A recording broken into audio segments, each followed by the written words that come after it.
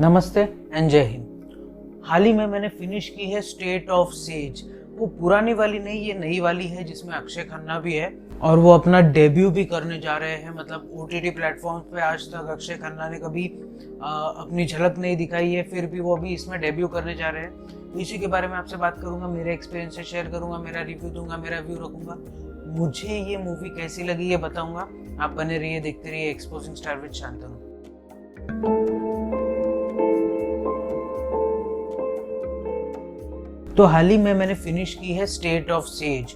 अब सबसे पहले इसके स्टारकास्ट की बात कर लेते हैं। स्टारकास्ट में सिर्फ एक को ही इंक्लूड करूंगा क्योंकि जब ये होते हैं ना, मतलब ये इनका डेब्यू है यार। अब इनके अलावा मैं किसी और को लाइमलाइट दे दूं तो शायद ये उनके साथ में बहुत बुरा होगा, क्योंकि बॉलीवुड में इनको ज्यादा तवज्जो दी नहीं गई है, जबकि ये बहुत काबिल एक्टर है और बहुत जबरदस्त एक्टर है। सबसे पहले इसमें है अक्षय खन्ना।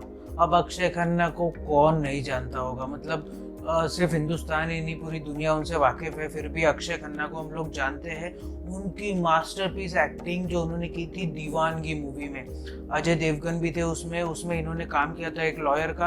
अगर वो मूवी आपने नहीं देखी ना तो आपने कोई एक्टिंग नहीं देखी है बॉस, क्योंकि बहुत जबरदस्त एक्टिंग अक्षय खन्ना ने उसमें कर रखी है। इसके अलावा अक्षय खन्ना को और एक मूवी में देखा गया था, उस मूवी का नाम है हमराज में भी इन्होंने काम कर रखा है। बॉबी देओल के साथ में, अमीषा पटेल के साथ में इन्होंने काम कर रखा है। तो इनकी लिस्ट इतनी लंबी है ना, मतलब इतनी जबरदस्त मूवीज कर रखी है, सिर्फ दो को इंक्लूड करना भी बहुत ज्यादा गलत हो जाएगा। फिर भी ठीक है, ये दो मूवीज में अक्षय खन्ना को हमने देखा है। तो ये तो होगी स्टारकास्ट की बात, या यूं कह लूं कि एक ही सोलो हीरो की बात। अब बात कर लेते हैं इसके प्लॉट की। स्टेट ऑफ सेज का प्लॉट है क्या? गुजरात में कुछ आतंकवादी कृष्णधाम मंदिर को दहलाने के मंसूबों के साथ में आते हैं। अब होता यह है ना कि कृष्णधाम मंदिर, ये तो इंस्पायर्ड बाय ट्रू इवेंट्स है, क्योंकि सबको मालूम है कि ये अक्षरधाम मंदिर था। कृष्णधाम मंदिर को दहला देने के मंसूबों के साथ ये 4 आतंकवादी सरहद पार से गुजरात पहुंचते हैं। अब गुजरात पहुंचने के बाद में ये किसी तरीके से उस मंदिर में एंट्री कर लेते हैं। अब एंट्री करने के बाद में उनका एकमात्र मिशन ये रहता है कि हमारे जेल में जो एक आतंकवादी बंद है, वहां पे कृष्णधाम मंदिर में सब लोगों को हॉस्टेज बनाकर उस आतंकवादी की रिहाई मांगी जाए। अब ये रिहाई अगर कर देंगे तो भारत सरकार खुद को बहुत ही ज्यादा नीचे फील करेगी, और अगर आतंकवादी इस मंसूबे में कामयाब हो गए तो फिर उनके पास में एक नया हथियार आ जाएगा कि भाई अगर गवर्नमेंट से अपने लोगों को छुड़वाना है तो एक मंदिर, एक बड़ा हॉल, एक मॉल या ऐसी कहीं भी जगह पे जाके बंदी बनाओ, गवर्नमेंट डर के छोड़ देगी। और गवर्नमेंट बहुत कमजोर नजर आएगी अगर वो अपने आतंकवादी को छोड़ देती है तो। अब अक्षय खन्ना जो कि एनएसजी कमांडो रहते हैं, वो डिसाइड करते हैं कि हम लोग लड़ेंगे और हम लोग उन सारे लोगों को वहां से बाहर निकालेंगे जिंदा। पर होता यह है कि हर आधे घंटे में वो आतंकवादी एक एक जन को मारना शुरू कर देते हैं, और अक्षय खन्ना को ऐसा लगता है कि जो मैंने वादा किया था देश से, वो वादा वो फुलफिल नहीं कर पा रहे।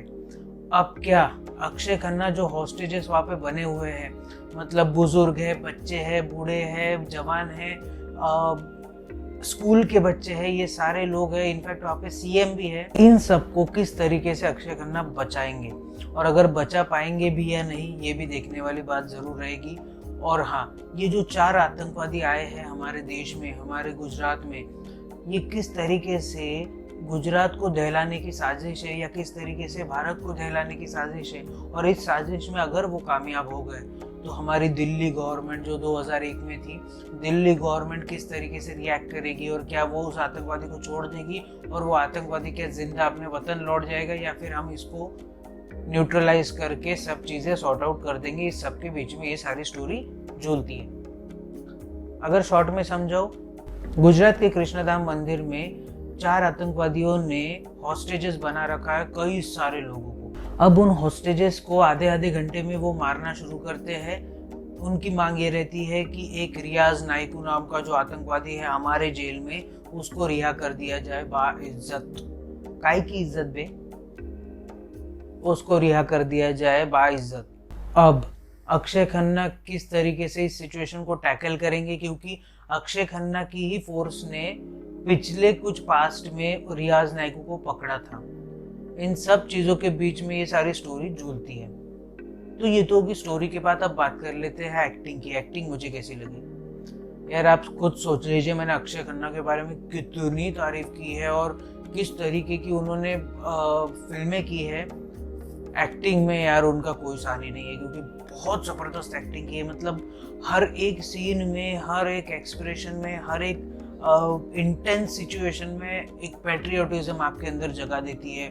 बहुत ज़बरदस्त एक्टिंग है अक्षय खन्ना की। एक्टिंग, इवन सपोर्टिंग कास्ट की एक्टिंग, अल्टीमेट एक्टिंग की है सब लोगों ने। तो ये तो हो गई एक्टिंग के बाद। अब बात कर लेते हैं इसकी स्टोरी की। स्टोरी मुझे कैसी लगी? बहुत ज़बरदस्त है। मतलब मेरे को वैसे भी जो लोग मेरे चैनल पे देखते रहते हैं मेरे वीडियोस, वो लोग जानते हैं कि मुझे ना पेट्रियोटिक मूवीज़ या पॉलिटिकल ड्रामा या पॉलिटिकल सस्पेंस थ्रिलर, इस टाइप की मूवीज़ मेरे को ज़्यादा ही पसंद आती है ना। मुझे पॉलिटिक्स में ज़्यादा इंटरेस्ट भी है, क्योंकि मेरा प्राइमरी चैनल भी, मतलब ये चैनल का प्राइमरी कंटेंट भी पॉलिटिक्स ही होता है। हालांकि कुछ दिन से मैं ज़्यादा पॉलिटिक्स पे नहीं बोल पा रहा हूँ, फिर भी बहुत ज़बरदस्त है। स्टोरी में कोई प्रॉब्लम नहीं है। एक दो जगह मुझे ऐसा लगा कि थोड़ा सा कुछ चेंज कर सकते थे। मतलब अब मैं वो बता दूंगा कि क्या चेंज कर सकते थे, तो सस्पेंस खुल जाएगा। वो सस्पेंस नहीं खोलना चाह रहा था, बट आप समझ जाएंगे कि क्लाइमेक्स थोड़ा सा चेंज होना चाहिए था मेरे हिसाब से।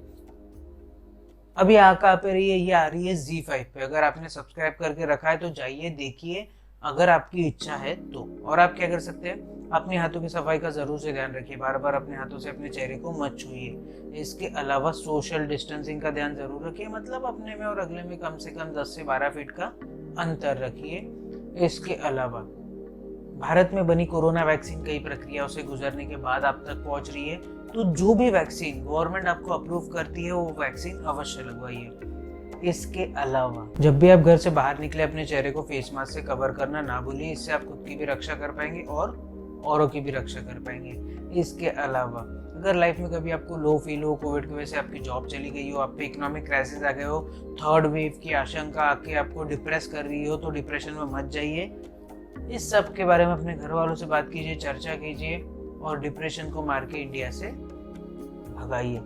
और अगर मेरे पास में और भी कोई टॉपिक आता है तो उसके ऊपर मैं एक वीडियो बना दूंगा। तब तक के लिए आप बने रहिए, देखते रहिए एक्सपोजिंग स्टार विद शांतनु। जय हिंद।